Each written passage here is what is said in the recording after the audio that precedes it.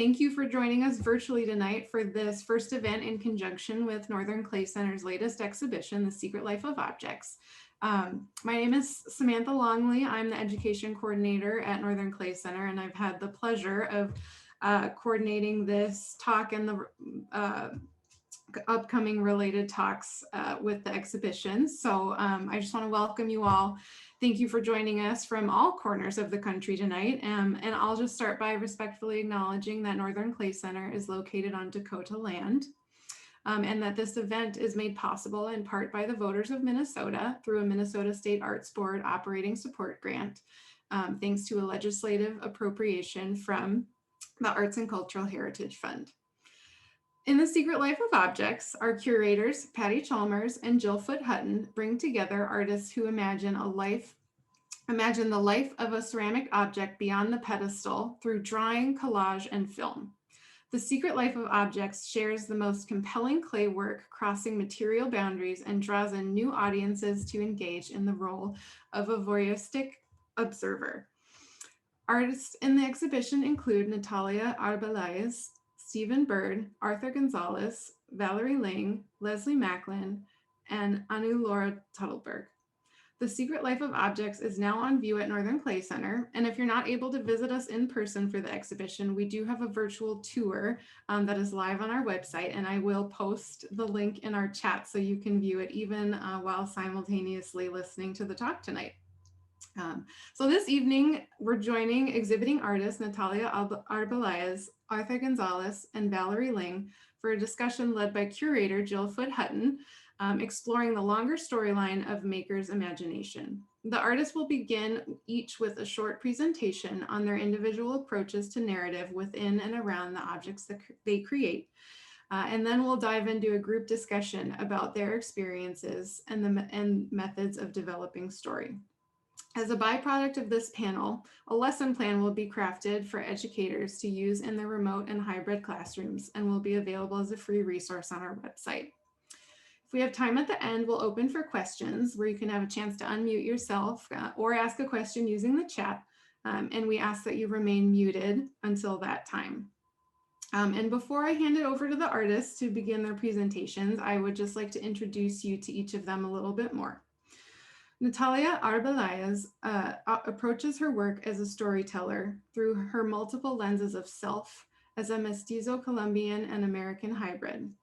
Through craft and thoroughly researched historical evolution of material, she enlivens and keeps relevant the critical conversations surrounding the importance of culture, communities, and tradition.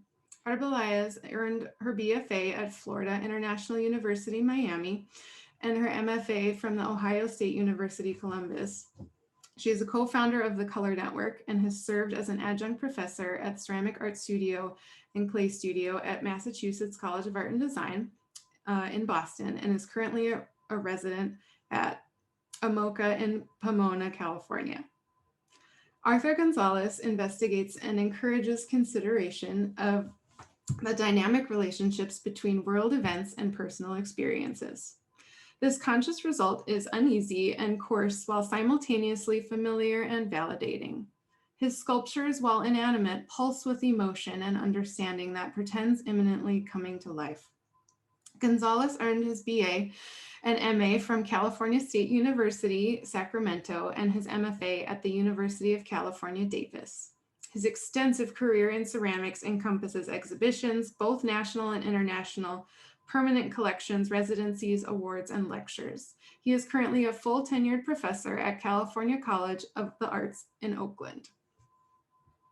Valerie Ling explores the divide between how reality is viewed and experienced through a child's perception and the evolution of experience as one moves into adulthood. That journey sees the ebb of imagination and innocence and the introduction of pragmatism and societal influence. Her work projects the realism of adult issues through a lens of pure and lighthearted childlike insight. Ling earned her BFA at New York State College of Ceramics at Alfred University and was the recipient of the Anonymous Artist Fellowship at Northern Clay Center in 2016. Jill Foote-Hutton, who is moderating our our discussion tonight and is the curator of The Secret Life of Objects, co-curator, is a curator, writer, arts administrator, and artist, following in the tradition of medicine woman and storyteller through her creative practice dubbed Whistlepig Studio. Whether she is spinning her own tales, chronicling observations from the world of clay and the world at large, or facilitating others' voices through word and form, she has been committed to the craft of storytelling. Jill is currently the editor of Studio Potter, a journal for the ceramic arts community, and she has previously served as the coordinator of artist services and storytelling at Northern Clay Center, curator of exhibitions at Red Lodge Clay Center in Red Lodge, Montana, and gallery director at East Central College in Union, Missouri. She earned a BFA at Webster University and an MFA at the University of Mississippi. So I'm going to go ahead and hand it over to Jill, who will provide a little more context for the show, and then we will get started with our artist presentations. Hey, everybody. Thank you, Sam, for that great introduction. And thank you all for joining us tonight. I'm excited to get to hear from Natalia and Arthur and Val about the work that they do and the work that they've shared in the exhibition. So Patty Chalmers and I, we both in our own practice deal with narrative in our studio work, the objects that we make. And we have both explored the world that is happening behind the object, like creating a stage for the objects, or having things on the wall and like what's beyond it. With Patty's work, sometimes you guys may know she did these tilted planes that she creates that has a whole scene. It's like a theater stage, and the completeness of a story is not like, not every little thing is spelled out for you, but there is this idea that the maker knows what these characters are doing when the lights go out, I guess, if you will.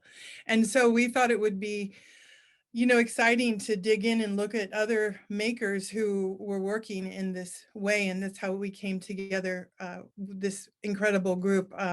Anu, Laura Tuttleberg, and Stephen Bird are the other two artists, and Leslie Macklin Rice are also in the exhibition. And I want to encourage you all on the Northern Clay Center website, even if you can't be in Minneapolis, there's a 3-dimensional walkthrough and you can see the object that's there. And then there's either a drawing that accompanies the object, or sometimes there's a video that accompanies the object.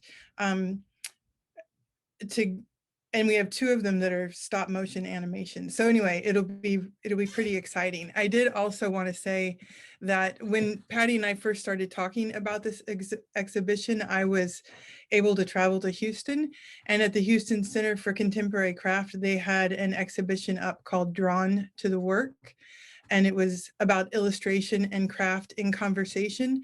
So if you like this concept, that's another fun exhibition to check out and see how artists are playing with 2D and 3D and the different levels of storytelling that we have. So anyway, as you're listening to the artist talk now, you can kind of keep that in mind, that that's what brought them all together, what Patty and I saw in the work. And Patty, you're here. Do you want to add anything to that?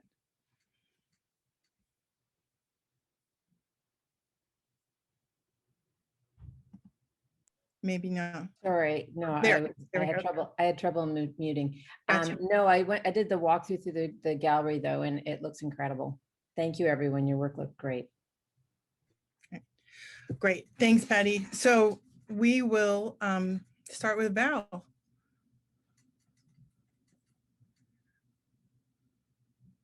You got to unmute yourself. There we go.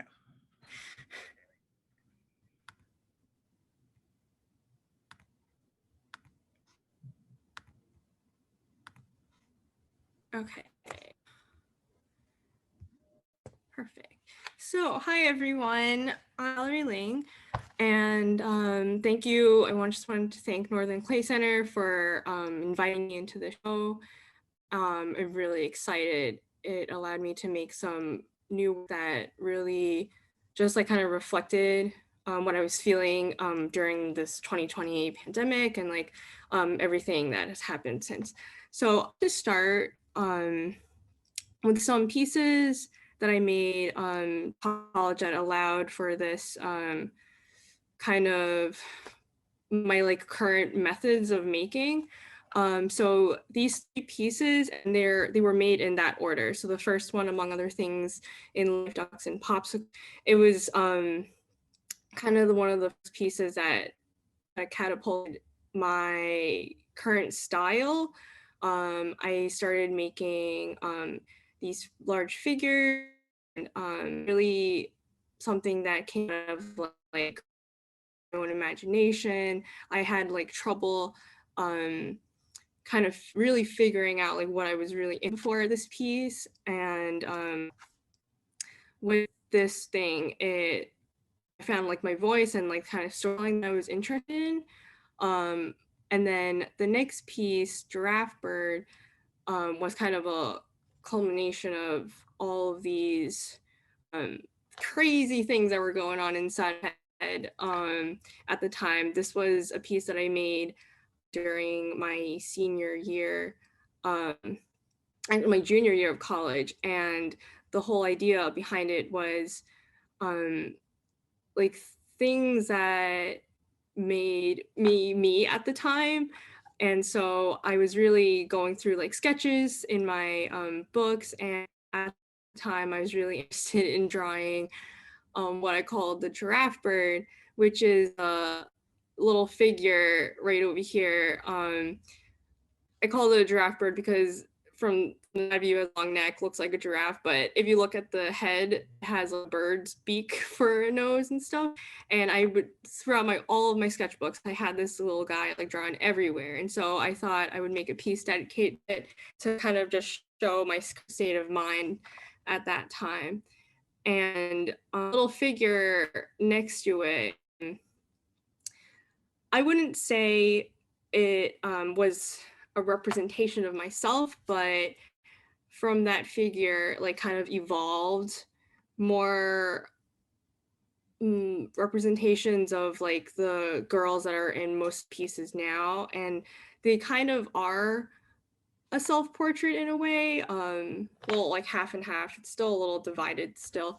But yeah, and then the next piece, Steph and her jelly beans, was a piece in my BFA show. And that was when I kind of started incorporating stories that I got from my friends, like things that I would find in my community at college that I kind of collaged all together in this piece. And the story behind it was one of my best friends from college, before senior year, she had a major addiction to jelly beans that her father had started. They went to like Costco and they bought like wholesale boxes of jelly beans, and they just went through like so many cartons of them. And I thought this story was just so captivating me at the time, through like my whole ideas and works of how children think, like when they find something that they're really into, they just kind of go for it. And I thought this story like really expressed that idea really well, so I stuck with it. And from that piece on, like I wanted to kind of show that there's this really curiosity that kind of like is the foundation of my work, that kind of stems from bits and pieces of other things that like I find around the world. And then next 3 pieces were some that I picked out from my time at Northern Clay Center at the residency. And you can kind of tell that now the figure that had started from when I was in college is more like realistic looking. Before then they were kind of more blobbier, like pudgier. and stuff. And I really started taking on more of the girl because I found myself like putting myself into more of my pieces. And I also wanted to explore the relationship between like girls and like these flowers that I kept using. And in a way, like the difference from my earlier works and these is that I started to limit my color palette because I realized that it was very hard to kind of focus in on like certain meanings that I wanted to really express when my earlier works were like kind of like rainbow explosions of color. And now a lot of my work has just like limited amounts of color, a lot of like white pops of red that I think coincide with the me childhood and like the purity of it. But there's also like the moments of like danger or like temptations of adulthood and that kind of like creep in that children it's like present at the time of when we're children, but they don't really notice it yet. And then as we become adults, like that, all those things kind of like hit us, and yeah, it's part of growing up. And so in this piece, the whole, which is the one to your left, I wanted to kind of play the childish behavior of like, when children get captivated in like certain things that might not seem in small hole right there, and keeps looking at it. And if you think like why is she looking at it, there's also a part where her reflection is reflected in. I put silver luster all over her face. So is it like the whole has like an answer to her life or something like that? It's this continual play of these curious little moments that happen when we're children. Next piece, Wildflower. I wanted to explore different ways that like eyes could be covered. That's really part of my, I never do eyes. Like I rarely do eyes. In my drawings, they happen a lot. Like I love drawing eyes, but I think when it comes to making things, there's, I don't know, there's another meaning that I want to explore in sculptural, where everything like identity is cut off and stuff, and that pushes the pieces a little further. So I started exploring with masks and different ways of like drawing on stuff that offer the like hint of eyes, but they're actually the eyes of the figure itself. And then also flowers, where in this case, I'll actually like drew this flower and it like came, and it just shows kind of the wild and like unpredictable nature of children are. They seem really sweet, but sometimes they're just like, they're not. And then Flowers for You is one of the latest I made at the residency. And I think it, in a way, was like a culminating idea to all of the flowers and the kid and this girl, the viewer, these flowers that are wilted, but like in her mind, they're still like beautiful and stuff. So it's almost like an offering to like the end of childhood as you're like going into adulthood. And then another thing that I was exploring kind of before going into the residency, and then I kind of finished it up in the residency, was the idea of heroes. I was really interested in the importance of heroes to children, and I created the series Flower Heroes in response to this terrorist bombing at the time, where there was an interview between a father, his son, and the father was like trying to reassure him that everything was like okay, like even though the bad guys have guns like flowers, and the whole idea that flowers could be this like bridge for both sides really struck me, and I started creating a lot of pieces with more masks.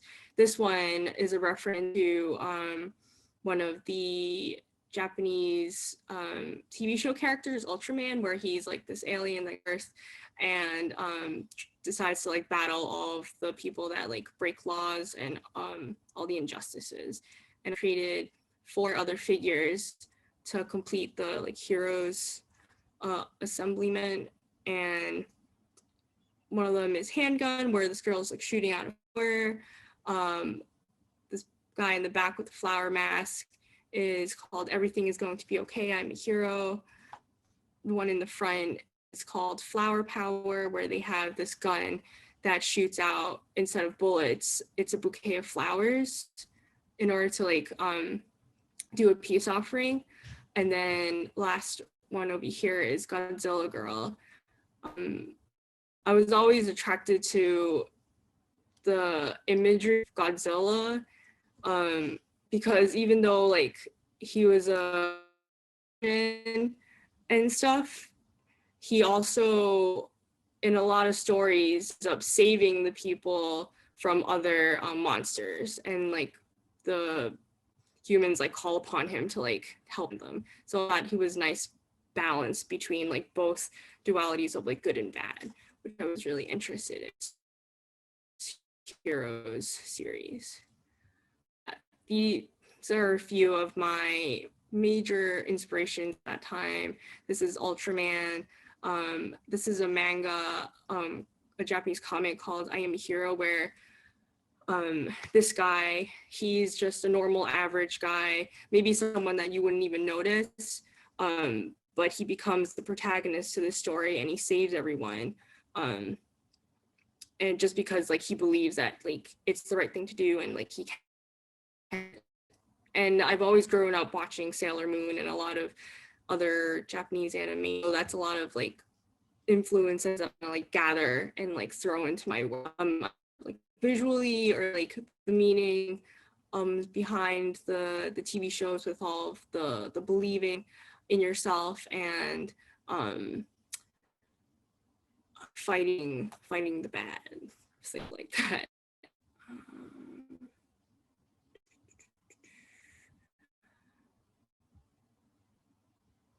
And a lot of my ideas that I find, I said before, like they're always like collaged together. Usually a lot of the times I find inspiration from like words, such as like the title of the comic book, things I'll like see, even through an advertisement. There's a piece in the show where it's these 2 girls that are stacked on top of each other. The title of that is called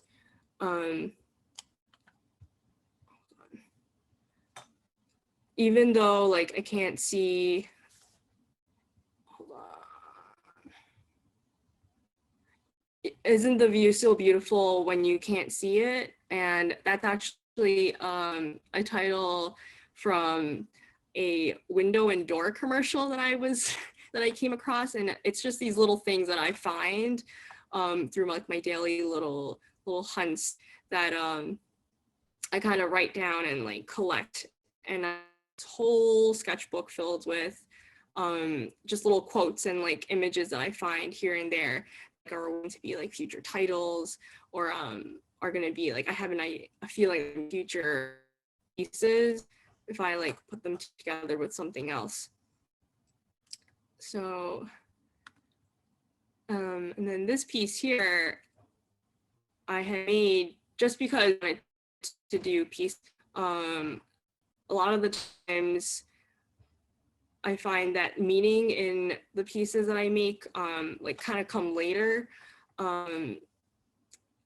lot of times I just kind of like have this idea that I like really this certain thing, and then as I like add on to like motifs I usually use, flowers, and then things that are in this piece, and collaging it onto like the girl, I was later able to like come up with a title, which was also another quote from a comic that I read, which is All I Want is World Peace. And I think that it's kind of like scary, like looking at it now, that this piece is so relevant to current times because a bunch of the recent attacks on like Asian Americans. And it was also by chance that I had glazed the hands young, but I think it adds on to the meaning. But yeah, a lot of my work, it starts off like with a vague idea that's like triggered by some unrelated image or phrase or action that I see, and through like taking it apart and adding other ideas and phrases and images to them, then like the meaning actually like the story finds its way back to the piece. Which brings me, I did the current piece that's in the show. The full title of it is called Along the Flower Road. And I really, at the time that I was sketching this, I felt kind of like helpless with all of like the hate and the discord that was happening. And so I knew I wanted to make something that kind of referenced real life, reality and stuff, but also appeared to be like lighthearted. So I thought that I would have these series of 3 figures, one representing like some people that kind of notice things that are going on in the background, but like kind of choose to carry on, and they're kind of ignoring it. And they're like, they're did in like these happy childish manners. Like the girl on the left is like walking with her hands, like swinging back and forth as if she's like going on and enjoying life still. There's like one fight behind her. And then the figures in the middle, one of them is covering the girl's eyes to kind of like shield her from everything that's going on. And they're still the one that's covering is exposed to like everything that's happening. I've added on her of offering again, like what had happened with the Paris bombings, like because they have flowers, there's this bridge between like leveling out the good and the bad. And then last one on the right is this girl that have started like poking at these wilted flowers, and it's representing like the times of like childhood is Eli's time, and like even though like people want to go back to it after they've grown up, like it doesn't mean you can. And like with her that happens, like that happen at the same time, like sometimes you have to face it on and like just accept that there are like things that die, things that will, flowers that don't always like stay fresh and like beautiful as they were. But like being adults viewing it, like we were able to see both sides at the same time. And like we have like times that we don't want to admit it or like want to face the truth, but like reality, like we can't, because the world isn't perfect. And that safety net and like that trust that we had to kind of like shield us from all that when we had children, like doesn't exist anymore. So we have to face it.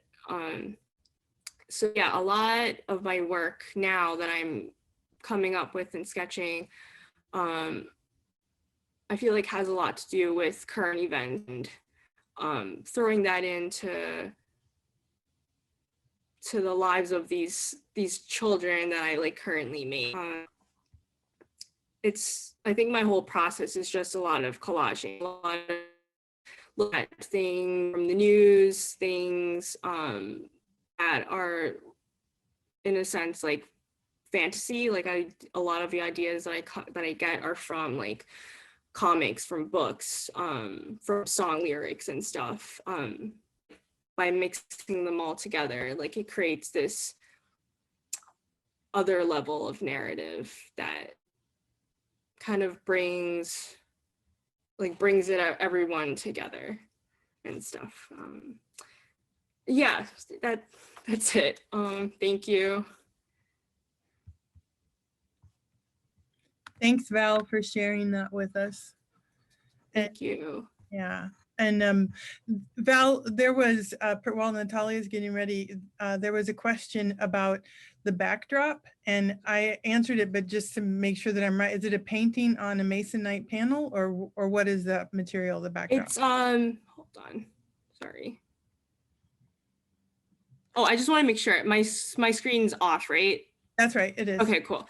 Yeah, it's a painting on what's it, like Luan board, really thin wood board. I had started with masonite board, but cutting through that without it cracking proved to be quite a challenge. So I moved on from chose different material. Awesome. All right. Well, thank you, Val, for sharing it. And Natalia, looks like you're ready to go. So take it away. Thank you. Yeah, I just want to thank Jill, Patty, Sam, and the Northern Clay Center for putting this together. I'm really grateful of how you're all working with me, especially in this time when things weren't exactly perfect. Okay. So I'm a storyteller. I've always been a storyteller in my work, whether I knew it or not. I didn't come to the realization that I was a storyteller until about 2016, 2017. I think that this came from a place of maybe not feeling completely valued in my histories and my stories. And as I started to see the need for my family's narratives, my own narratives to be documented, I started to claim that value for myself and give myself that value. So I would say this is the first piece that really made me realize that I'm a storyteller and that I want to do this as a way to preserve these stories, to pass them down, with pride, especially to my son and the next generation to come. So that's where this piece came, and it's called Stories of Our History, and it kicked off a whole series that was called Stories of My History, and where I documented family narratives, and especially my family's immigration story, like my mother's immigration story. The act of collecting these stories was rather difficult. This is the story of my mother coming to United States from Medellin, Colombia at the age of 16 while she was pregnant with me. And, you know, I've heard bits and pieces through my mother from time to time, but I've never had the full narrative like in one shot. It's always been, she's given me a little more. And then as I was asking for more of the narratives, especially as I was documenting, she kind of wanted to shut that down and said that this is my life and this is, I don't want it to be out there. And it was really, I kind of had to peel that back because there was sort of a shame associated with that. And there's a shame with immigration of certain immigrants coming to the States, you know, immigrants of color. So that work wanted to dispel that shame and give my family pride and celebrate, and also acknowledge that these are American histories, whether we are acknowledging that or not. And as well as the story of my father coming to America, where he wasn't allowed to come in, so he had to come in through other channels of taking a plane from Colombia to Panama, from Panama to the Bahamas, where he was stranded, and then took a boat and was stranded once again at sea for a few weeks and then stranded at Cat's Cay, which is an island off of the Keys, a residential island where he was stuck for like another 2 weeks and where he almost died. And there was very little regard for his life. The people who were moving him along did not care and left him there and said, well, if you're still alive when we come back for our boat, which is of value, we'll bring you to America. He did eventually get help somewhere else. So this work is really giving value to my family, giving value to those histories and the value to our lives. Oh. So some of the stuff where I pull a lot of the information and some of my narratives are from my ancestry of being Colombian and being mestizo and being an American, and just a little bit about that. Some Muisca people, some of the first people from Colombia, the Quimbaya people. This is also Quimbaya work, 500 BC. And I was really interested in how the figure was displayed and made through pre-Columbian forms. It was more about the essence and about telling a story and kind of giving the essence of a body, not necessarily trying to represent a body. So like very simplification for the eyes and the mouth, just enough information to tell you a narrative or to tell you that that's a figure. And as well as you are going to see in my work that is in this show, and then throughout my pieces, the gold of the Muisca people, the Colombian death mask. So as I'm here in the States, I miss out on a lot of significant life events like weddings, births, and funerals. So my work takes place for me to act out these stories, to create ceremony, and to have ritual because I'm missing out from being in Colombia and being able to participate in these life events. So I've used my work as a way to celebrate, and I weave the stories of these personal narratives with these ancestral rituals and narratives together to make these new narratives. So some of the objects I will look at real historical pieces and put in that personal narrative and bring them together. And so after I really started doing the personal narratives of my family, I started looking at more historical stories from the region of South America, Andes, and Colombia. And this is the story of El Dorado. Many people know different iterations of this story. Some of it is it's a place, it's a lost city. Some people know the story that this is a place where the Spanish came over looking for the gold, or it's the act of the Spanish coming over and draining all of our lakes and looking for gold and finding less than what they spent in the act of draining. But the actual story is a Muisca Colombian story of the chief Zipa, who would adorn himself in gold from head to toe and have gold ornaments everywhere, and you will see in my piece later, take these gold trinkets and throw it into the lake of Guatavita and offer it to the sun. And it was a ritual, an act, and a story. And it was a story that I was really familiar with, hearing it in different ways from back home and from being here. So it was really interesting in hearing this story in very many different capacities. And here's a close-up of the objects that you will see. So a lot of the pieces that I incorporate into my work, on the left is an actual historical piece that's called a popora, that the coca leaves are stored in, the lime is stored in, and the lime is used mixed with the coca leaves to allow people to chew them. And throughout the Andes, indigenous people use this as a way to combat the high altitudes. So this is an actual historical object that I'm looking at. And on the right, you could see my recreation of that. And then on the top right is my interpretations of looking at these historical objects and reimagining them, or taking multiple historical objects and morphing them into things that are serving me for my stories that I'm dictating now. So as I've been more interested in the history and documenting these histories that have been eradicated or hidden, I've been moving through spaces specifically to look for pieces. So on the right is a moche vessel from Peru that I have used to reinterpret in my pieces. So I often look at actual real historical pieces. And so in this piece, I really wanted to take on the narrative of what the Moche people were doing, of that stirrup that it goes like this and comes out, is mimicking rivers. It's telling the story, it's visualizing of two rivers coming together to become one.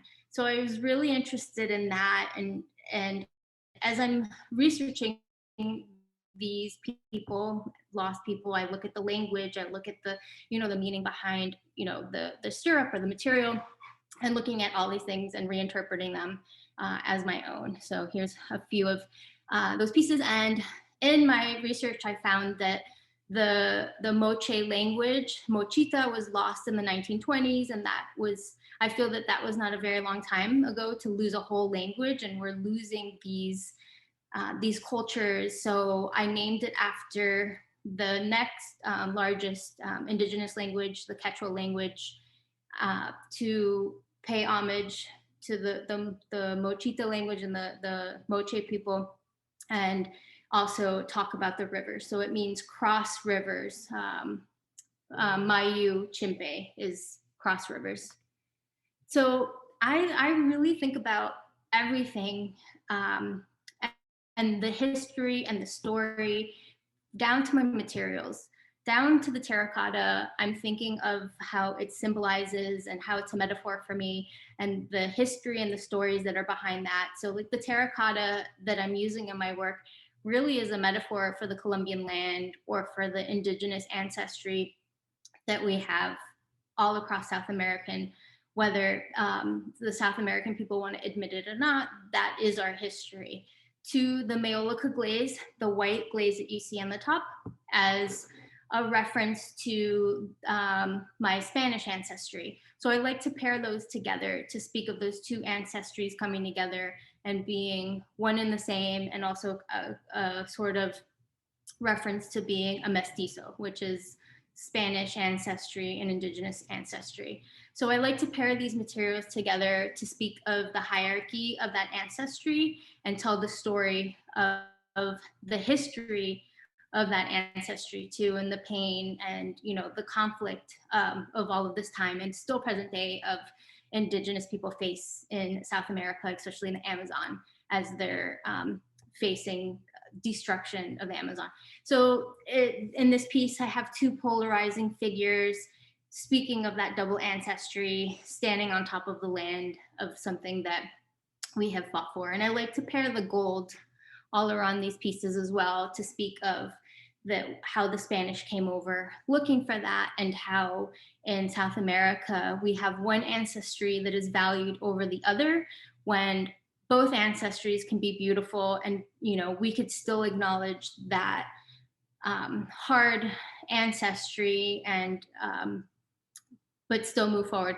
So in here I have a story, and it's speaking the story of the Spanish coming over, and that Spanish ancestry being on top of all of the other ancestry. Whether we know all this history in South America and Colombia about when we gained independence and how we came to be, but we don't have those stories and that history of that indigenous ancestry. So I'm placing one on top of the other to speak of that hierarchy in those pieces and in materials that serve as a metaphor for those ancestries. So I'd say in 2019, I started performing some of these stories, and you could see a lot of the objects in my pieces, they come back. I work in a circle. I kind of work out an idea, and I might leave it for a year, and I come back to it, and I will go back to those same objects that I was using before, but I will just change them, moving them. So now in my work, as I'm performing, my objects are serving as a prop, or they're serving as pieces to tell a bigger picture And with this performance work, I'm really hoping to activate, because sometimes the ceramics could be a little stagnant. And with the act of performing, it's a little bit something, it's a ritual, it's a ceremony that I'm completing to reclaim these stories, to insert myself into these stories. And I'm able to experience something that an object is not going to give me. And maybe other people don't get to really experience that, but I have that experience, and I will hold that forever, and that will forever be with me. So I've been performing the story of El Dorado, and I live on a lake, and I've been thinking of how, so the El Dorado is the story of the Muisca chief going to the lake and throwing the trinkets, and I actually did that and performed the ritual. I've also been completing videos of that, and I'll just show a little bit. If you go to the exhibit, you could see the whole video. I'll just show a little bit of it.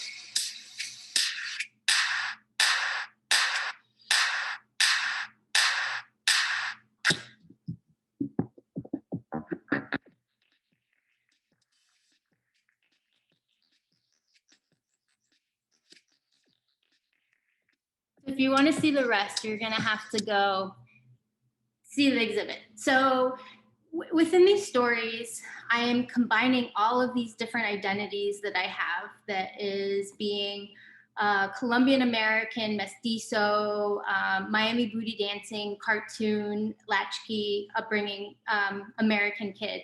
And I'm hoping to tell like these new narratives with also all of this history that's involved with these contemporary things that I've experienced as a contemporary person.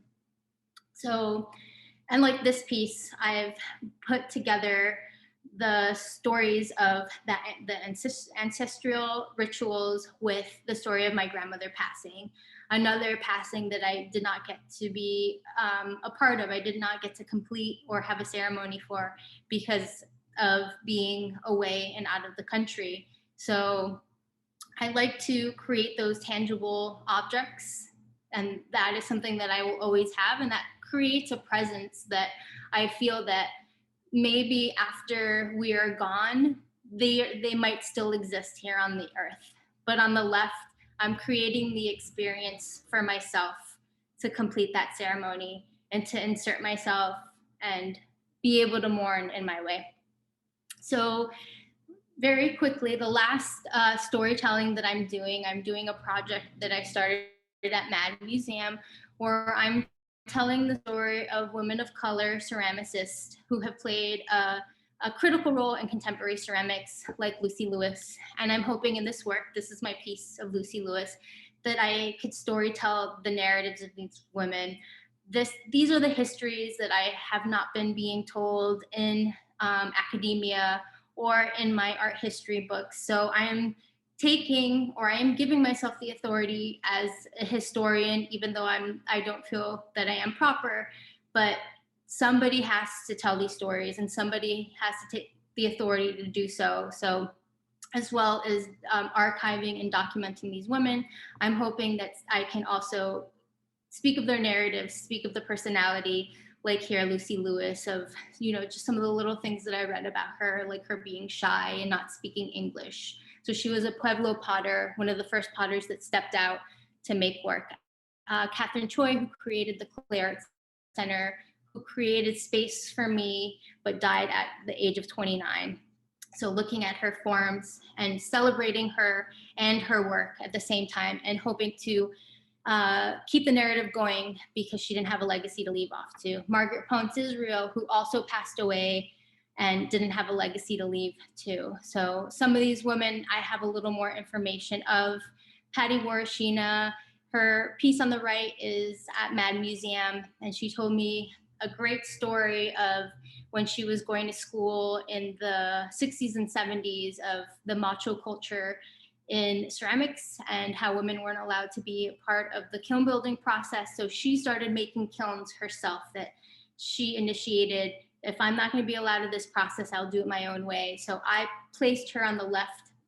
I put her on top of a car to reference her car pieces, to speak of the trailblazer that she is, and kind of use her signature pigtails. And I got to have conversations with her, so it was really, I hope I was speaking of her personality. Sana Musu Sana, and I've placed Sana on top of the world with a plane on top of her to tell the story of her travels, that she travels through Asian and African countries as this single Black woman, and her work really is about travel and the places she visited, and she just had a really positive outlook, and I really hoped that I was displaying that through the work. So that's it. Thank you very much, and Arthur is up next. Natalia, when you were showing that last work of the women, it reminded me, though, you're going to be speaking at the virtual NCECA. Is that right? And I'm going to be talking more about the women that I've done and where I'm continuing to do this work. It's on the 17th. The 17th? Yes, I can't remember what time it is, and it's called Disrupting the Canon. Great. All right. Thanks, Natalia. Okay, Arthur, are you ready? I'm ready. Great. I think, Natalia, you have to unshare your screen, I think. Okay. All right. Can you see this? Can you see this? Yes. We can see it, Arthur, but we see the whole, like, Sure. more than just your image. We see the whole PowerPoint. Right. Okay. Gotcha. That's a good thing. Okay. All right. Okay. So let me see here. All right. So I'm going to do is I'm going to show actually a quick maybe 10-minute presentation of basically how how a piece becomes from the very beginning to the finished product, an example of that, I should say. First of all, I also want to say that I'm happy to be in a show with the other two artists that I presented today, because I really feel kinship with everything they were saying. I was like, all right. I mean, it's really wonderful to be in a show where it's a like-minded show, you know. I think one thing that's often happens to me personally, just as an aside, is that I sometimes will be in a show and I'm going, this is a show of what people are liking now. And I'm not quite sure what more it is than that, you know. And it's a good show, but you know, I'm really happy with a show that thematically has an absolute connection, and you go into a show with the understanding that this is a theme involved. So thank you for inviting me.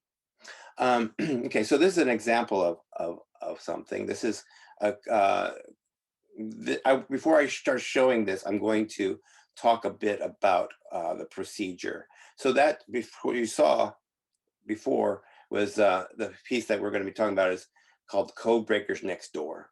It's the name that I gave this piece. And you're seeing a detail of it. And this is what the procedure of this piece, the becoming of this piece. Before I start, I want to talk a little bit about what the components of things are. One thing that I'm interested in doing, that I've always been interested in doing, is talking and inventing the invention of personal symbols. There's many kinds of symbols. There's cultural symbols, and then there's symbols that don't actually symbolize anything, and that's a misnomer. Maybe better to call those fetishes, where you're just making, you know, the imagery that you use a lot, but you don't know exactly why, but it spurs you on to make work. And then there's personal symbols. Through experience, perhaps, or through opinion, you create an image, and it means something more than what is apparent. So, like in this, on the left, you see basically a tree stump on fire. It's a big ceramic sculpture of fire, and to me, white fire has always been about passion. In the center, you're seeing an inner ear. I have inner ear trouble, and And when I saw what an inner ear looks like, I thought this is a great symbol for keeping your balance. I always think about, how am I going to balance the day? You know, like right after this, I have to teach at 6 o'clock. And before this, I was in a meeting. And then before that, I wanted to wax my truck. And then before that, you know, it's like how to keep things linear and keep things in balance. What's more important, and is it all the same of importance?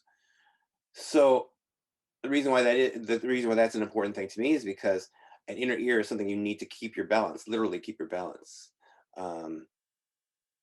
Another thing, so this is in the center is a sculpture of a so that's, and it's animated. So this is a balance or an inner ear that's sitting down in a tree stump. So actually, you're getting these combined ideas. And one thing I also like the other artists, the past two artists that we just saw, is that there's this idea that I'm relating to too, which is the idea of personal symbols and combined personal symbols.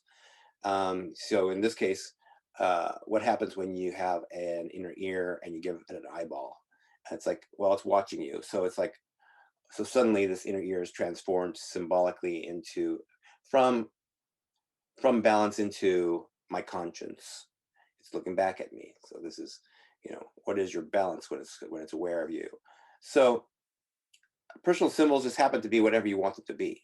Nobody can say, Arthur, you know, your personal symbol is incorrect. You know, you can't do that. It's like, hey, this is I can mess with it.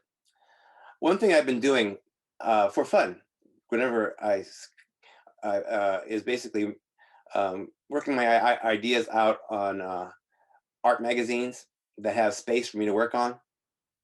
So just for fun, honestly, I just doodled. And sometimes what happens is from there ideas can be born. A lot of times also I'll work in my sketchbook and I will literally doodle, just draw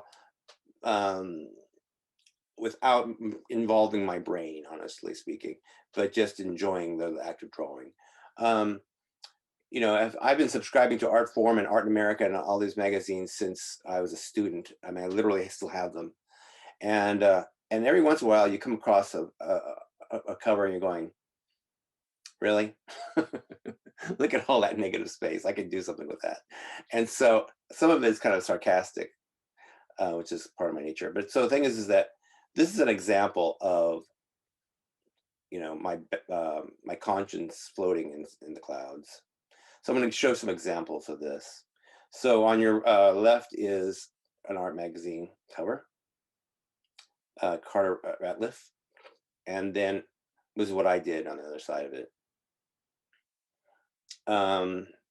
This is Glenn Ligon's Negro Sunshine, and I changed it into Anatomy of a Tear, Negative Space. This is actually an idea that I was starting to think of in terms of, you know, instead of being literal in terms of how light falls on a form, I kind of broke it down. So it becomes more of an idea-based drawing. So this is actually Ed Ruscha, or Ruscha, depending on how you want to pronounce his name, I'm not quite sure.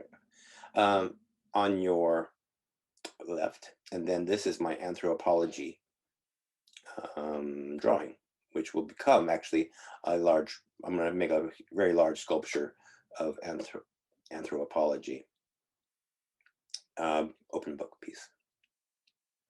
This is a piece that's actually in the show, but you can see the origin of this. So in the show that we're having here is that there's the example of artwork on an art magazine.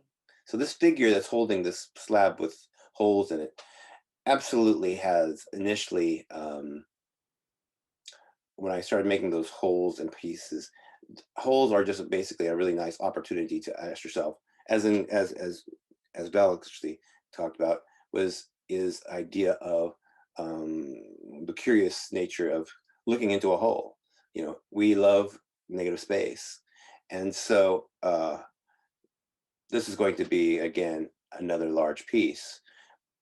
I can see this being a big piece. Sometimes a maquette is not a maquette. This is the size it should be. And in this one, so I saw the negative space in the Tom Sachs cover, and I created this. I thought, oh, okay, this could actually go somewhere instead of just having fun. All right, so that being said, this is a cover by Tsuroko Yamazaki, and I thought I can actually see my conscience in this. And so this is what came from there. And then things started to develop from there. Okay, so let me see.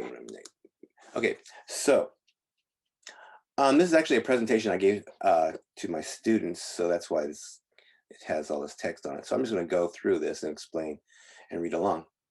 So these are the images that I came across in terms of like, I have this whole collection of images, scraps, is literally piles and piles.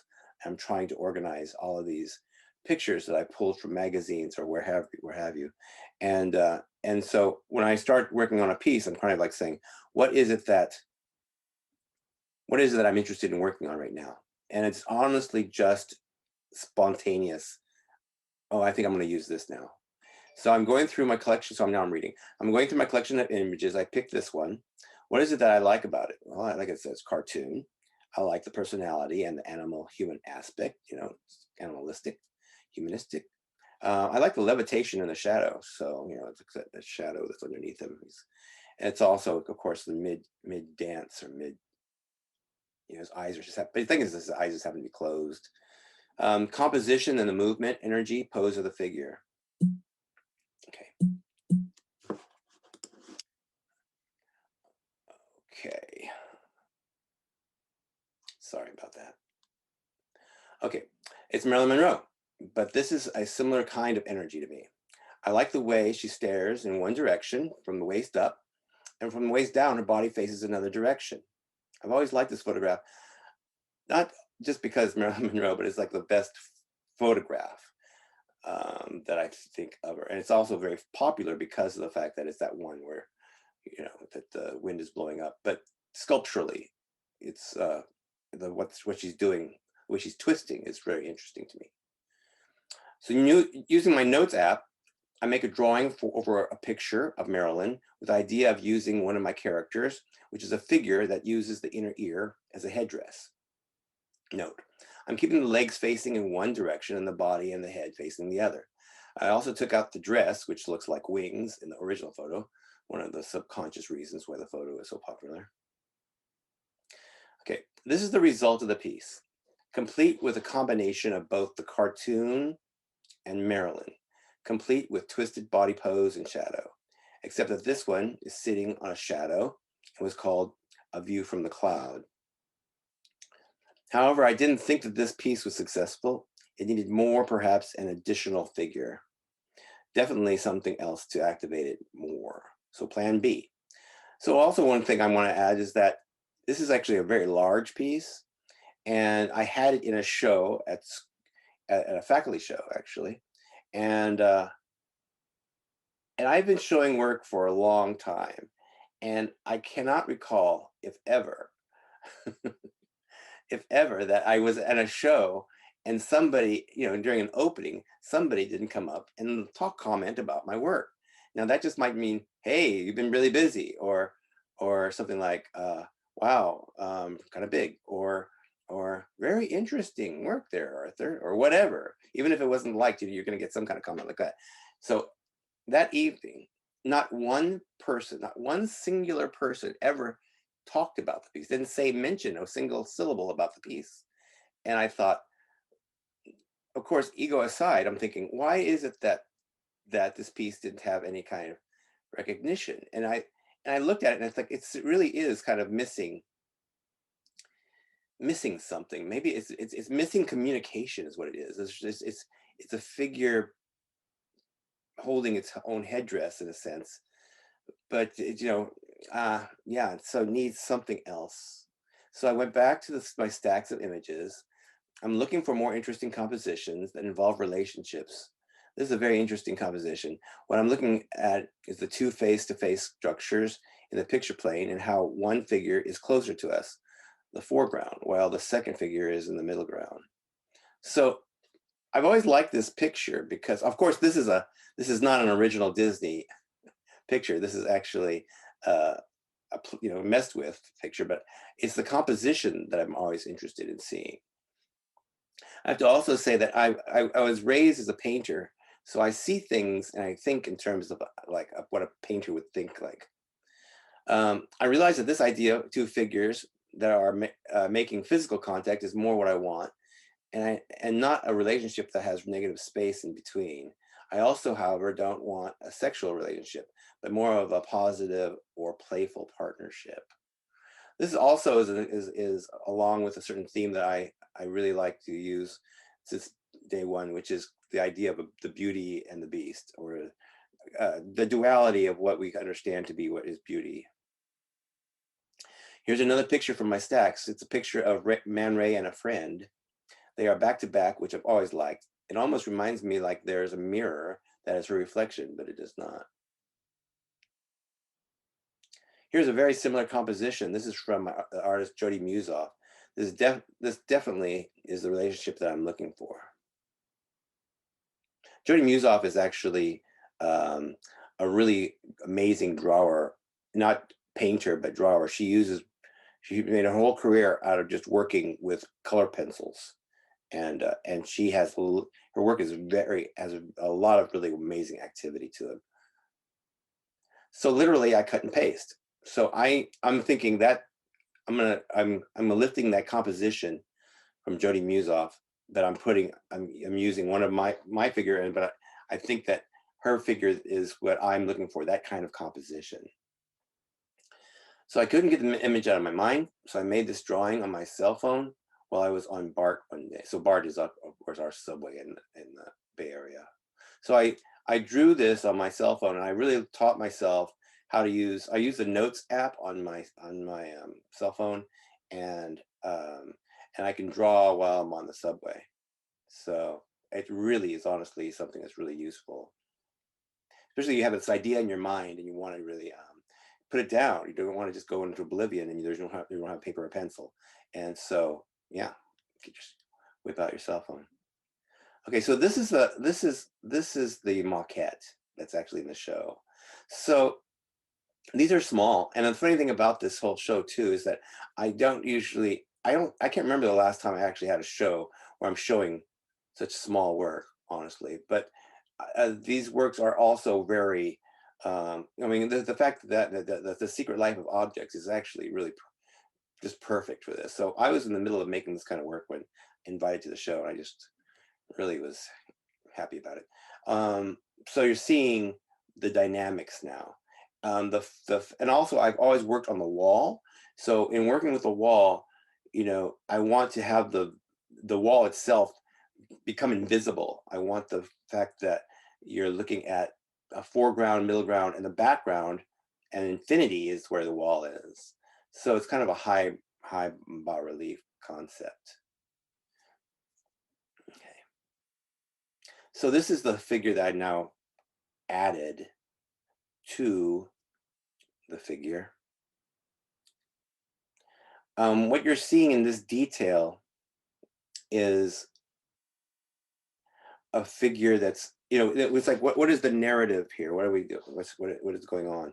The one thing that I am actually involved with, and I've been for a while, is that I am more involved with composition, creating new compositions that through composition, your eye will travel and create narrative.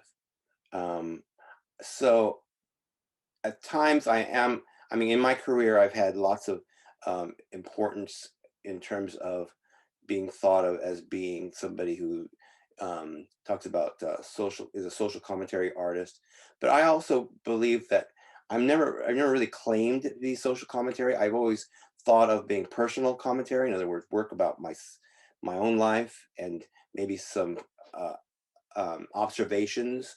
The idea that here's a figure that's holding, a passionate, the idea of somebody holding passion. The tattoo that she has on her arm is another personal symbol, which is the unknown. This book with 2 dots has become like this symbol for the unknown. and along with, and kind of teaming up with this idea of the figure of a second figure, which is contributing to this larger idea, which has to do with your conscience. And so what does happen when, passion and conscience, the unknown, it's the nervousness of today, the idea that what do you do when you can't do a thing and you just have to take one day at a time? How often these pieces are boiled down to that. So if you look at this piece, what I'm interested in having you see is that there's a composition involved. So this is very foreground, middle ground, background, and this idea, this organic pool that's reflective is again pulling your eye first vertical and then horizontal. And so this is the composition is very like a cruciform almost. And then this is me. And this is this is interesting. This is the photo shot that I had of me at my retrospective at the Holter Museum just last year. And it happens to have that piece in the background. All right, and that's my part. That's great. Thank you so much, Arthur. You're welcome. Stop sharing now. Mm-hmm. There we go. All right. Now I'm thinking, there were so many of my questions that you all already answered in your talk, which I think is great. But so I'm just going to try to go a little bit deeper. And for everybody who's here in the room with us, if you have questions, if you want to raise your hand, if you know how to do that on Zoom, or if you just want to type the question into the chat box, then I can facilitate and ask those questions too. But feel free to jump in and ask your own questions in that way, and I'll make sure they get asked. So one of the questions I was going to ask was about the development of personal iconography, or as you were calling it, Arthur, personal symbolism. Mm-hmm. And so each one of you had, from like the eardrum for Natalia, the death mask, Val, the flowers. So my original question was that I wanted to ask you to share examples of your own personal symbolism and tell us about how the object or image came to be part of your visual vocabulary. So I think, Arthur, you did exactly that when you told us about the inner ear and how that worked, and how you went, and we got to see the iterations you went through. But I'm curious, even with the inner ear, how did you know when it was going to be a consistent part of your visual language? And how long have you been using that? Do you think that people recognize it as part of your lexicon? Are you asking me? Yeah, let's start with you. Well, actually, it's really interesting about the inner ear, first of all, is because my experience, I guess if there is a procedure that usually happens when you get a personal symbol, is that you first have an experience, and then through that experience, an image from that experience comes up, and then that image represents that time and the importance of that time, and you say, oh, this is about balance or whatever like that. But with me on the inner ear, honestly, it was unusual because it happened backwards, where I I've actually been using it for quite a while, honestly. It was born in 2001. So and a lot of this, and so I had lots of exploring to do.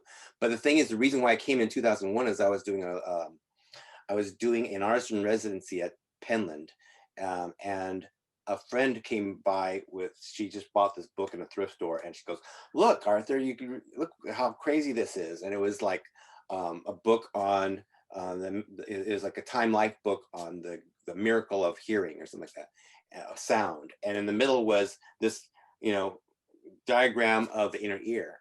She goes, "Look at that. Do you know what that is? The inner ear." I go, "Oh my God." Like we both went crazy over The fact that she thought that I would like it was like really interesting. But like I was hooked. I got to use that. I mean, it was crazy. It was just strange. So I didn't have vertigo at that moment. But I liked it. It's like, well, it's a really good symbol for keeping your balance, and also just the idea of, if I like the fact that if you didn't know what it was, like, to answer your question, then it represents the unknown. It's like, what is that?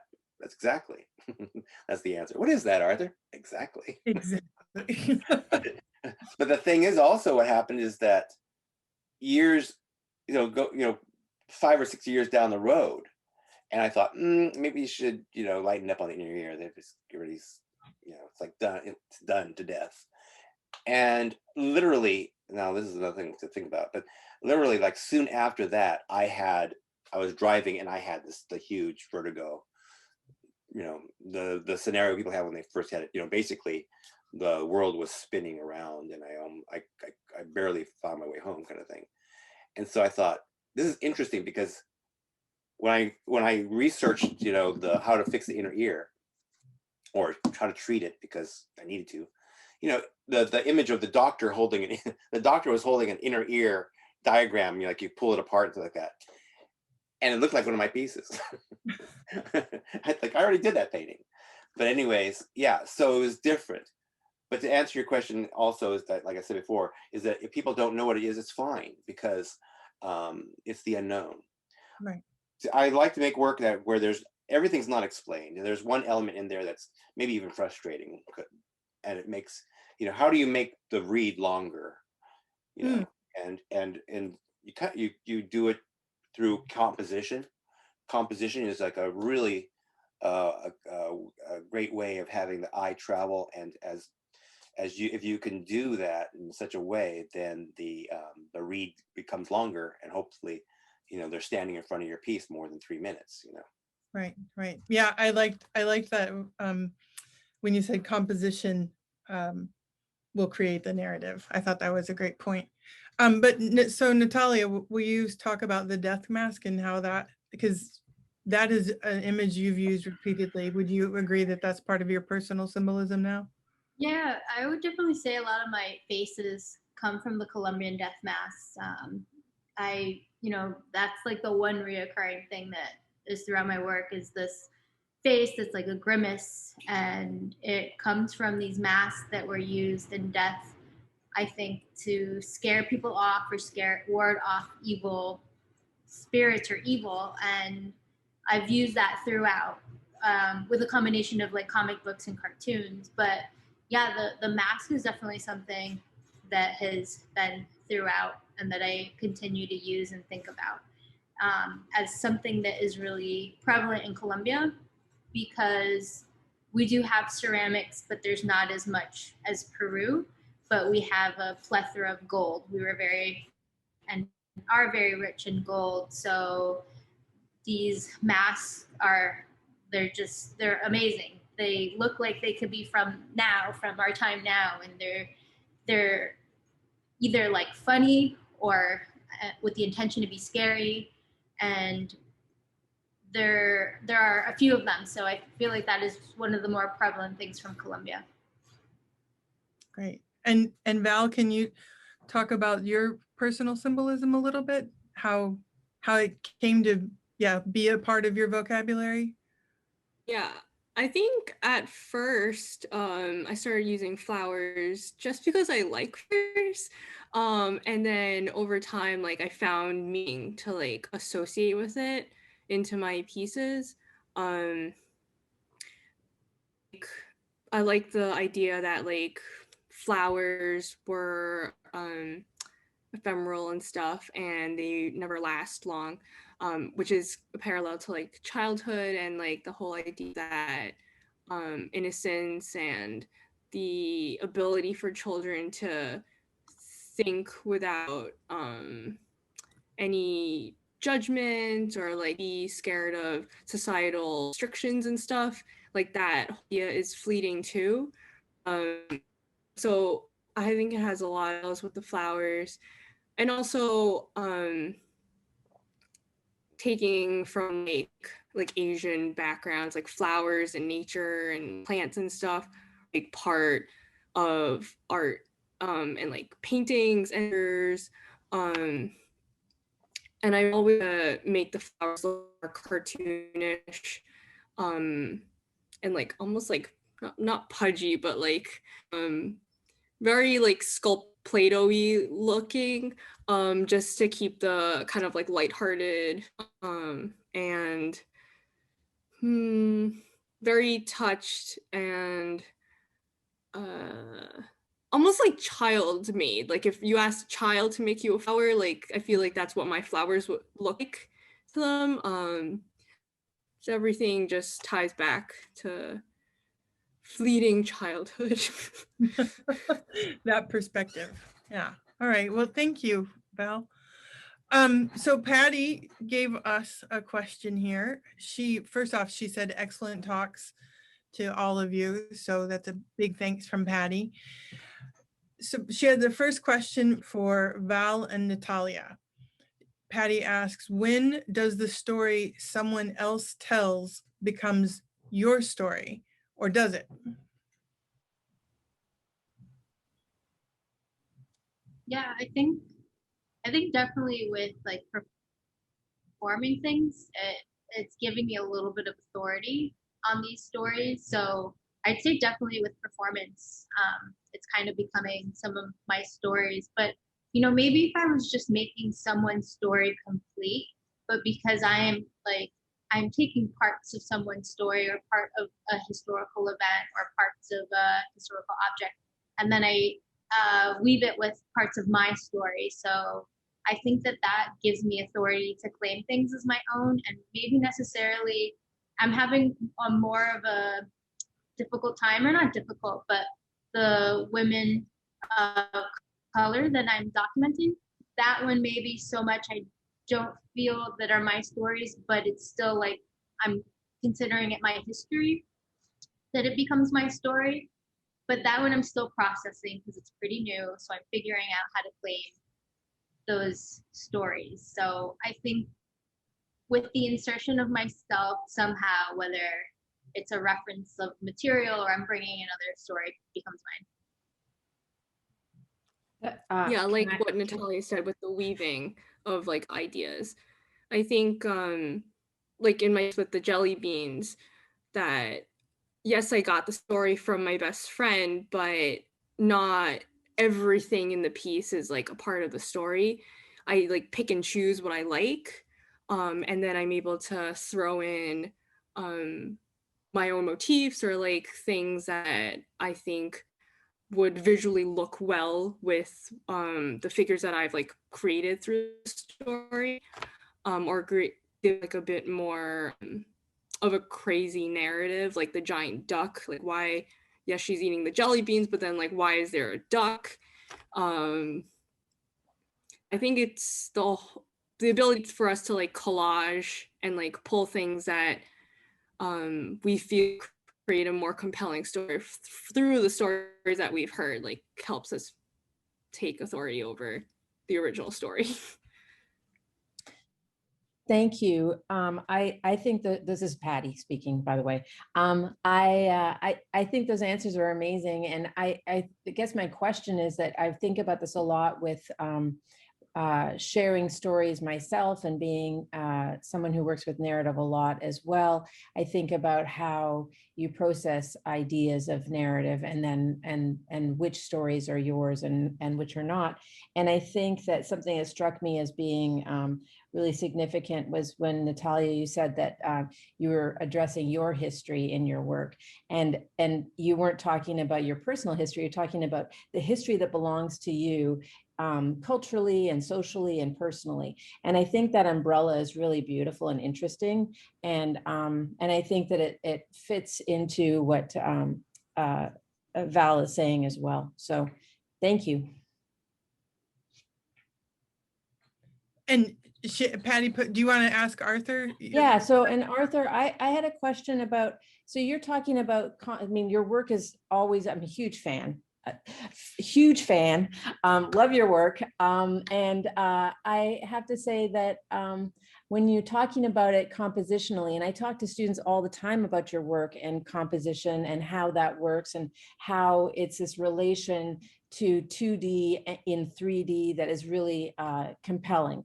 And I think that my question is, if you're thinking about your work in terms of composition, and composition creates either the sense of narrative or narrative, and you have these personal icons within the work, does that work then tell you about yourself in some way? Do you learn through your narrative that is formed through your work about yourself as a person, even though it's compositionally driven? Well, I think that's a pretty good question. The thing is that, you know, I do always think of myself as having the virtue of having, you know, I mean, I was supposed to be a painter. You know, I got 2 degrees in painting and then I went to sculpture. But the thing is, the reason why that is really important to talk about is because as a painter, you know, you talk a lot about composition, you know, and if you're a photographer, you talk a lot about composition. And in ceramics, you know, you don't talk about it a lot. You know, as a matter of fact, when I tell my students, I say, you know, try to get away from making work like this, you know, all the time. Go here or do this sometime, or do a combination or whatever. You know, have it. You know, what is it that you know? What is it that? I mean, this is something I really honestly learned from when I was a student. You know, the composition is just one example of that. But, you know, I mean, it helps if you're an opinionated person like I am, but I think everybody has an opinion about things, but they probably don't want to speak it. Well, this is a time to do it when you're making work, and you can do it not with words. You can speak it with imagery. You know, you can completely say, here's an example of something that I'm making, and the reason why I'm making this is because when I look out there at other people who are making things, you know, I ask myself, why do we all do this? Or why is it that I'm not seeing enough of that? Or what happened to this over there? Or, you know, all of your, you know, aside from your love of the material, what are people doing with it? And why does it, you know, what is your frustration? And I think the thing is, a lot of people are frustrated with, you know, all the things that are happening in the art world today. And I can't stand it. It's like, well, you know, if you find something wrong with it, then fix it. You know, you're an artist. Show me an example of how it should be. You know, so in that mentality, I do see composition as something that's, first of all, I love composition, and I look at paintings and I'm just talking about composition. You look at abstraction, you're looking at composition, you know, it doesn't have to even be narrative. But a good abstract painting becomes a story, you know, it's a visual story, a lot like jazz is a narrative, you know, it doesn't have words, it has highs and lows and emotion. But the thing is that, so to answer your question, yes, I learn more about myself through composition, because it's really difficult to embark on a new piece now, because I want something that's interesting to my eye that I haven't done yet, you know, and so that means I have to, you know, I have to discover what I haven't done yet, because it's not really evident in my head, you know, so I have to search for it and play with it. And also in that same situation, I don't want to say this and let other people talk, but the thing is that I find myself, because of that, I find myself not a narrative artist, but I am an investigator of the nature of narrative. You know, that's a high thing that you see cross-cultural. What is it called? Cross-cultural commonalities in terms of composition. So it's an absolutely fascinating situation, and because of that, you will approach a piece even it could be 3-dimensional. You're approaching a piece in one angle, and it's dynamic. You know, what does dynamic mean to you? So, anyways, and through that, a story is created. I mean, if you think about your favorite movies, it's not just a story. It's everything put together. It's the camera angles, and the movement and the way it's edited. It's all part of that. That's great. Thank you very much. Natalia, we have a question from Al Slidell. Al, I hope I said that right. The question is, when you do your performances, do you have an audience? Can you explain your reasoning why you do or why you don't? Al is currently a grad student whose thesis work involves clay, performance, and identity. Yeah, I don't have an audience. Some of the performance is very vulnerable, like my completing the ritual for my grandmother and kind of creating a burial and a funeral for her. It's a very vulnerable and intimate experience that I'm doing, and mostly that's for myself. There is photographs that are printed that is like the after for that I do share with people that I feel okay and comfortable with, but I don't think that I would feel safe sharing such a deep personal moment, which a lot of my work is very vulnerable and personal, but that is just like even further because I'm acting that I wouldn't want to. So I like to perform, and that is the act that I'm doing for myself. And then so far, all the performances have been objects that I have made prior. So the objects that I have made are like the things that are to share and the things that are for here on earth that I hope will be here forever. So I like to keep those two things. Great. Thank you, Natalia. So I have a question. I wanted to know about what you were looking at right now. Like, what is the last thing that you read that showed up in your work? I'm thinking about graphic novels, works of fiction, poetry, or just visual. Like, I love, Arthur, that you have a file somewhere full of images. But Natalia, it was your artist statement when you refer to Gabriel Garcia Marquez, who's known for magical realism, that influenced your pursuit of surrealist autobiographical narratives. So maybe you can tell us more about how Marquez shows up in your work, and Arthur and Val can think about their answers. It's very I love Gabriel Garcia Marquez. I like that's what I aspire to do in my work. He does away with taking historical moments in Colombia and weaving them with his personal narratives. So a lot of the characters will be kind of vague characters of his grandmother, his grandfather. So he inserts those personal narratives with those historical moments, but then in his stories, he has ghosts, he has giants, he has, evil snakes and things like that just kind of weave this beautiful, surreal story that I really hope that I could do in my own work, and that I want to do that. So, I've actually recreated some of his pieces, some of his stories. So like 100 Years in Solitude, I recreated a bunch of little scenes from that and created this big table. And, he has a flood in that story, and I created the flood. And one of the characters kills another character with an arrow by throwing it. So I have the figure looking down on himself that he was just killed as a ghost. And that's how I really use his work and aspire to be like him. That's great. And Arthur and Val, what have you looked, is there literature or other things that influence how you're telling stories visually? It's interesting that that's where we have, we're really in common with, I'm gonna have a lot in common with Natalie.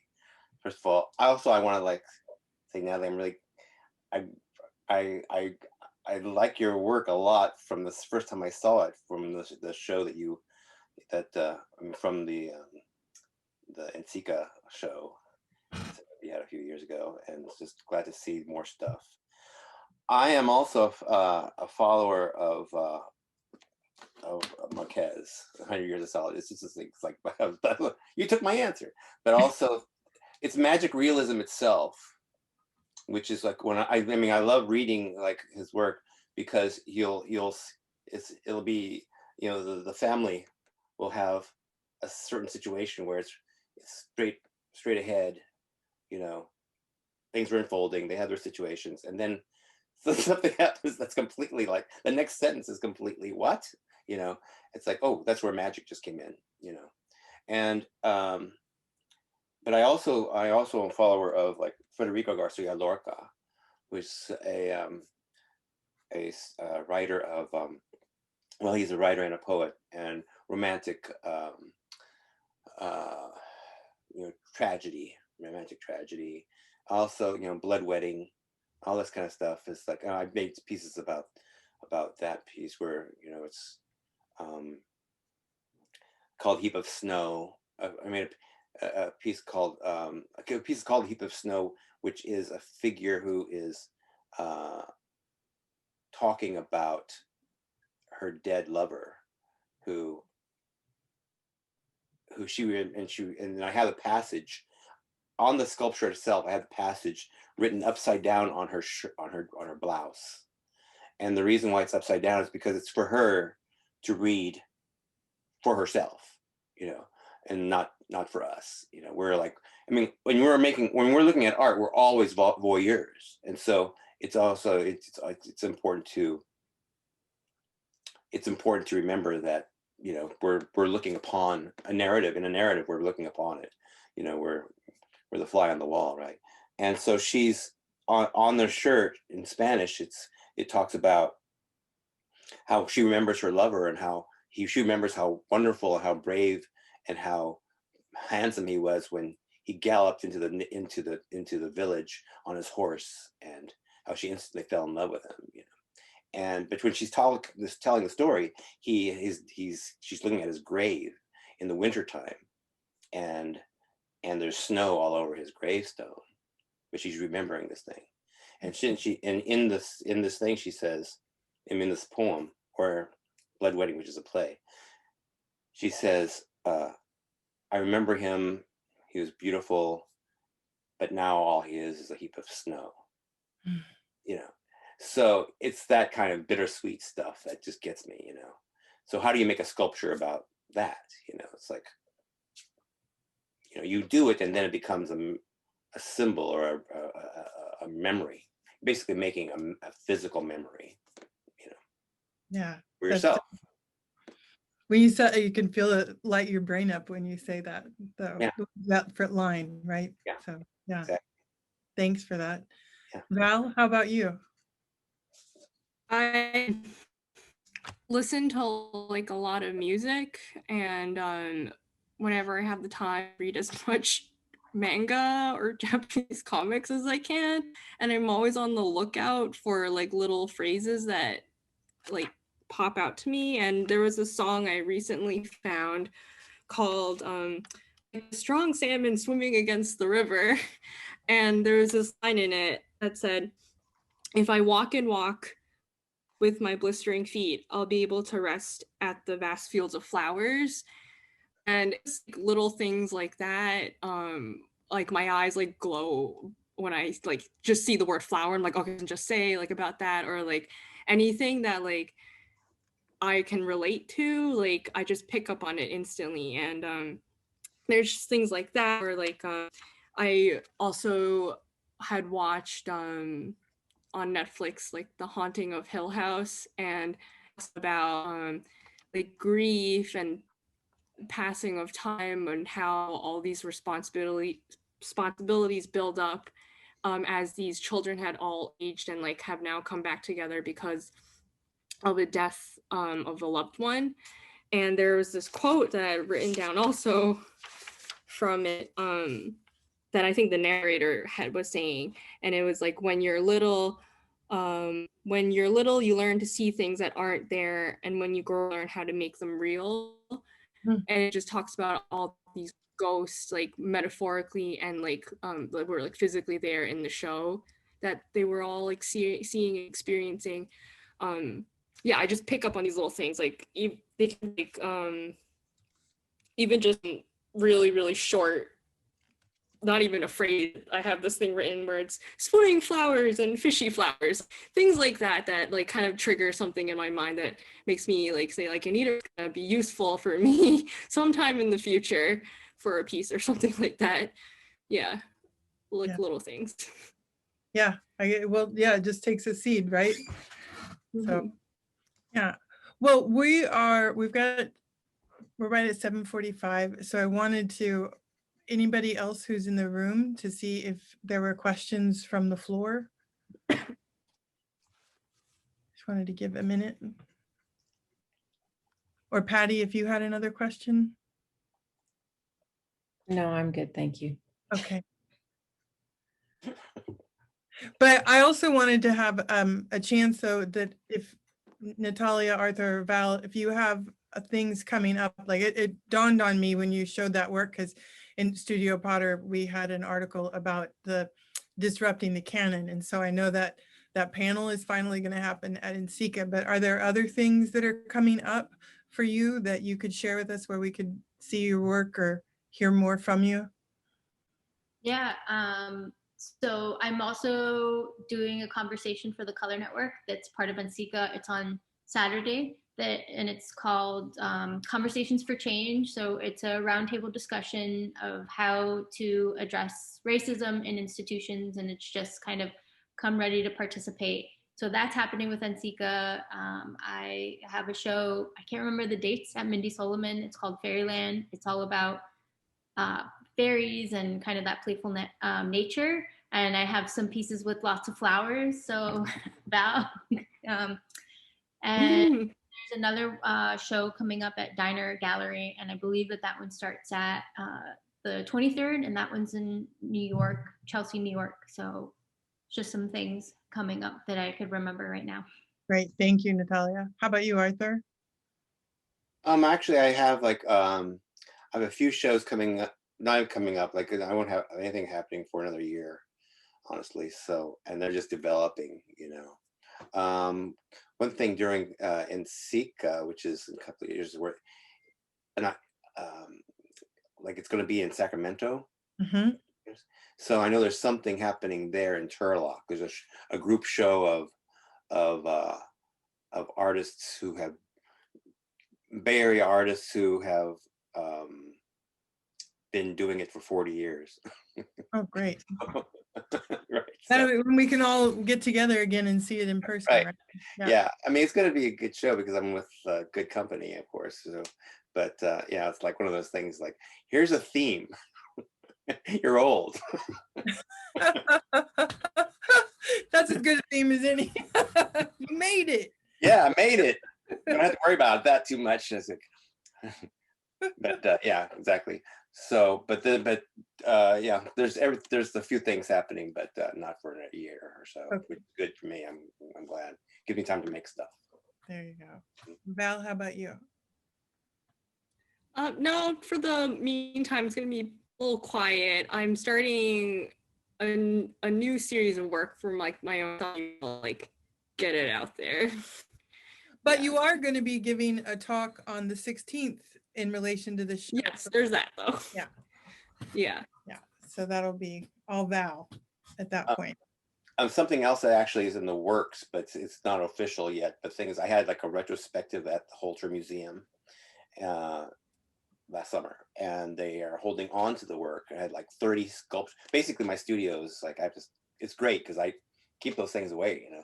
But I have like 30 sculptures that they're holding on to because they want to make it a traveling situation. So right now we're in a situation where it's becoming they got to get the sketch, you know, going on. But yeah, that's some things to happen. Things coming down the pike.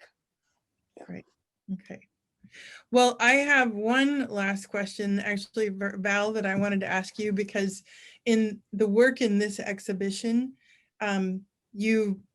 it's oriented on the floor. It's the lowest one. You like are literally bringing us down to that child's perspective.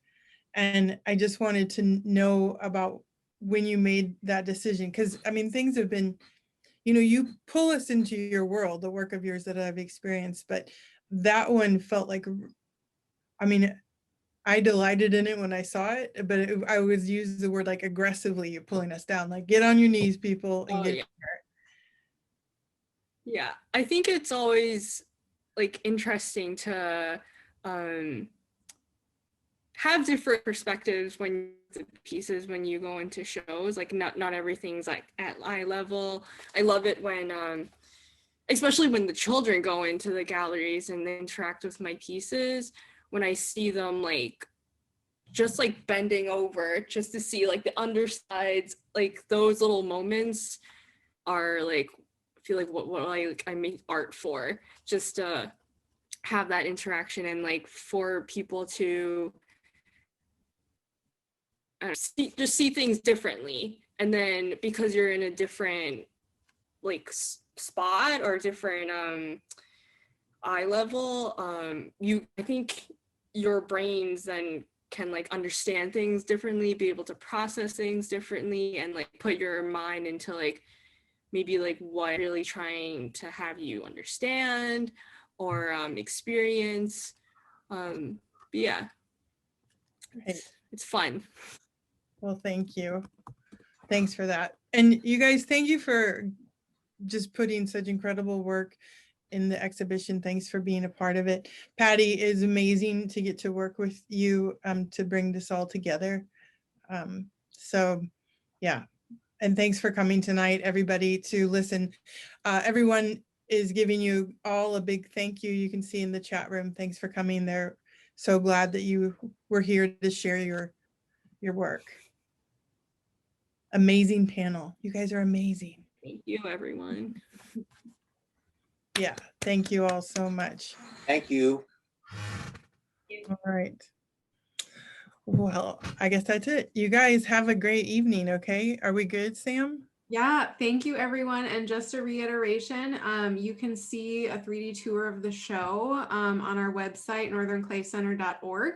And we will have this panel recording up on our YouTube channel in the coming month, along with a lesson plan for educators that's made from the content of the panel tonight. So thank you all so much, and check out the show.